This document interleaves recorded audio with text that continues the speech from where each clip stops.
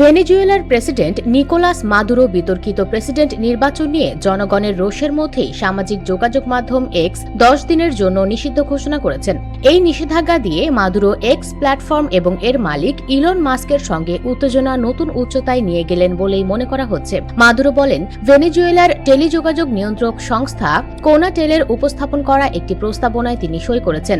এই প্রস্তাবনায় এক্স অর্থাৎ সাবেক টুইটার 10 দিনের জন্য বন্ধ রাখার সিদ্ধান্ত নেওয়া হয়েছে। ইলন মাস্কের বিরুদ্ধে ঘৃণা ছড়ানো, গৃহযুদ্ধ ও মৃত্যু উস্কে দেওয়ার অভিযোগও করেছেন তিনি। রাষ্ট্রীয় টিভিতে সম্প্রচারিত এক বক্তব্যে তিনি বলেন, 10 দিনের জন্য ভেনেজুয়েলা থেকে এক্সকে বের করে দেওয়া হয়েছে।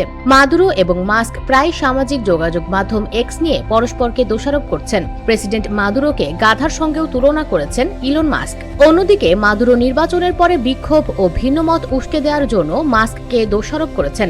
এক্সের ওপর অস্থায়ী নিষেধাজ্ঞা বিগ টেকের কার্যক্রমের ওপর প্রভাব ফেলে। এর আগে মাদুরো সমর্থকদের মেটা মালিকানাধীন হোয়াটসঅ্যাপ ব্যবহার না করার আহ্বান জানিয়ে টেলিগ্রাম বা উইচ্যাট ব্যবহারের পরামর্শ দিয়েছিলেন। এ বিষয়ে হোয়াটসঅ্যাপ মন্তব্য করতে রাজি হয়নি। এমনকি এক্স কর্তৃপক্ষও তাৎক্ষণিকভাবে কোনো প্রতিক্রিয়া প্রকাশ করেনি।